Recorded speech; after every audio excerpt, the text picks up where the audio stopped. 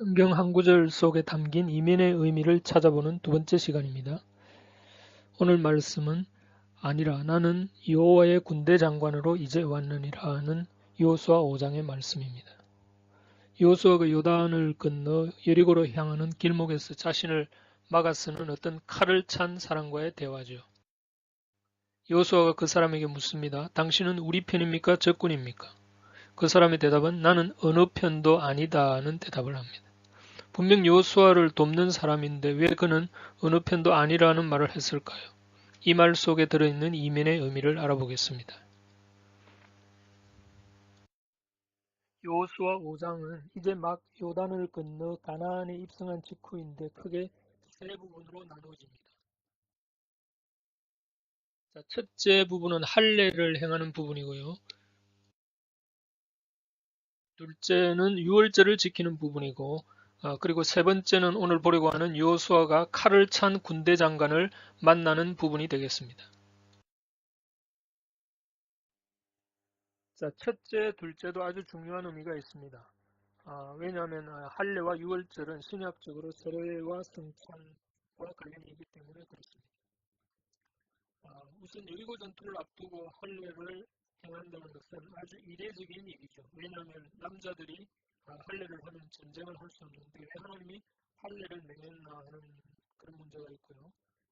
둘째로 유월절을 지켰다는 것도 의미심장합니다. 하나님은 출애굽기에서 유월절 의식을 명하면서 해마다 연년이 지키도록 했는데 광야 40년 동안은 첫 해만 지키고 유월절을 한 번도 지키지 않다가 가나안에 이제 입성하고 비로소 지키게 되는데 왜 그랬을까 하는 이러한 문제가 있습니다. 이것은 다음에 출애굽 사건에서 다루기로 하겠습니다.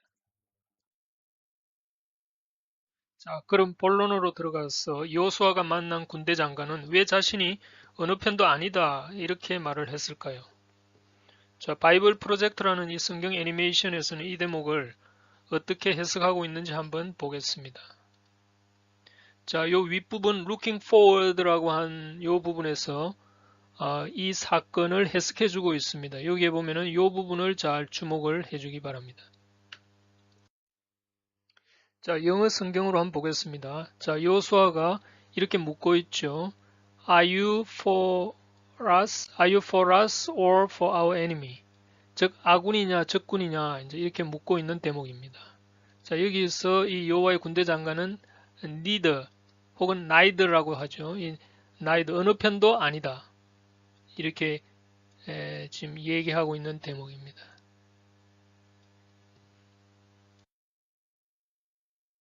자, 조금 확대해서 보겠습니다. 여기 하나님의 배틀이라고 한 부분이 보이죠.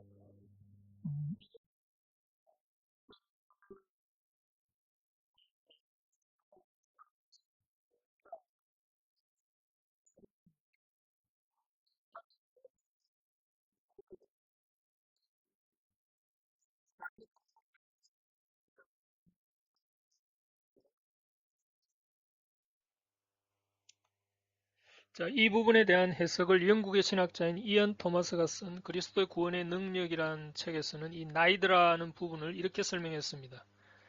가나안 땅은 이미 하나님이 이스라엘 너희의 소유로 주었다. 따라서 이제 이 땅은 이미 너희가 승리한 땅이라는 것입니다. 이미 승리한 땅에 아군 적군의 구분은 의미가 없다는 거죠.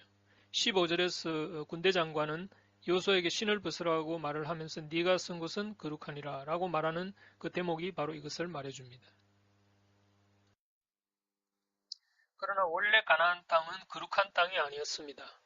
창세기 15장에서 하나님이 처음 아브라함에게 가나안을 약속하면서 당장 그 땅을 주시지 않는 이유를 이렇게 말했죠. 아직 아모리 족속의 죄악이 관영치 않았기 때문이다 라고 말씀하십니다. 400년이라는 시간이 더 필요하다는 것이죠.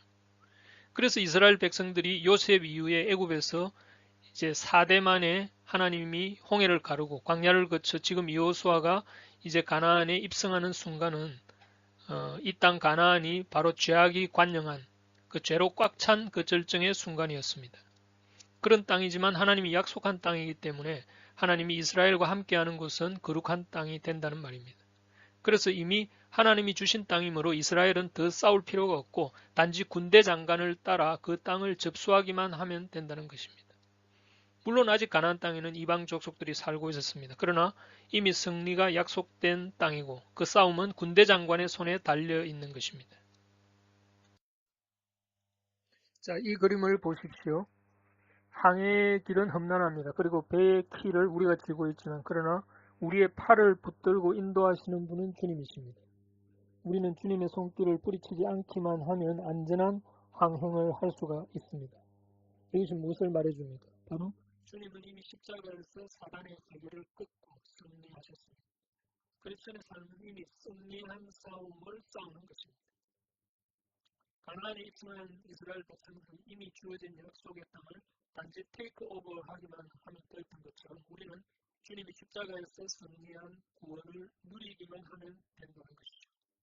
말하자면 우리의 대장 되신 주님의 인도를 따라 순종하면 이미 주어진 승리를 누리는 것입니다. 그래서 주님께서 승천하기 전에 제자들에게 내린 대위 명령에서 가르쳐 지키게 하라는 말이 나오죠. 이 말은 영어로 teach to obey라는 말입니다. 제자를 삼기 위해서는 어깨에 힘을 빼도록 가르치는 것입니다.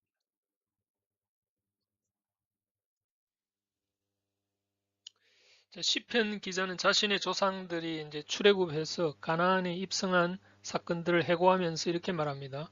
저희가 자기 칼로 땅을 얻어 차지함이 아니요 저희 팔이 저희를 구원함도 아니라 오직 주의 오른손과 팔과 얼굴의 빛으로 하셨으니 이런 대목이 있습니다. 자, 시편 기자가 오직 주의 오른손과 팔과 얼굴의 빛으로 하셨으니 이렇게 말씀했는데 이 그림에 보면 주님의 오른손 그리고 왼팔 그 주님의 얼굴 빛을 잘 보십시오. 이 그림이 우리 크리스찬 라이프의 한 전형적인 모습을 보여주고 있다고 생각을 합니다. 저는 이 그림을 보면서 모세가 생각났습니다. 모세는 첫 40년은 애굽의 왕궁에서 자라면서 자신이 마치 자기 동족을 해방시킬 수 있을 거란 그런 열정에 휩싸였죠. 그러나 이 자기 열심의 결과는 어땠습니까? 살인이라는 비극으로 자기는 도망자가 됩니다. 그리고 광야에서 모세는 또 다른 40년을 광야에서 그 어깨에 힘을 빼는데 40년이라는 시간이 걸립니다. 하나님은 모세를 그 광야에서 그 자기 열심이라는 그 어깨에 힘을 빼는데 40년이라는 시간을 훈련시켰습니다. 그리고 비로소 80세가 되었을 때 하나님이 모세를 불러서 이제 가라. 너희 동족을 구원하라 라고 명령했을 때 그때는 모세가 뭐라고 했습니까? 나는 할 수 없습니다. 저는 능력이 없습니다. 그렇게 말했죠. 그러나 하나님은 우리가 우리의 힘으로 할 수 없다고 고백할 때 바로 하나님의 일을 시작하는 것이죠. 그것은 이제 그 다음 구절에 네가 쓴 곳은 거룩하니라 라는 말과 관련이 있습니다. 그러니까 거룩한 곳에 거룩하지 않은 것이 함께 할 수 없다는 말이죠. 일반적으로 중동 지방에는 먼지가 많았기 때문에 발이 더러워지기 쉬운 부분이었죠. 그래서 예수님도 유월절 만찬에서 제자들의 발을 씻기신 것이고 그러니까 종교적으로 보면 신발에는 온갖 종류의 세상 때가 묻어 있으니까 여기 신발은 거룩하지 않은 죄의 그 모습을 상징하는 것이기 때문에 그것을 벗으라고 한 것으로 해석할 수 있겠고 또 다른 의미는 이제 당시의 노예들은 신발을 신지 않았다고 합니다. 그래서 신발을 벗는 것은 하나님의 종으로 산다는 것을 고백하는 것으로 볼 수 있다는 거죠. 말하자면 가나안 땅에서는 내 마음대로 하는 것이 아니라 이 땅을 주신 그 주인의 뜻을 따라 살겠다고 하는 고백의 의미도 포함된 것으로 보겠습니다.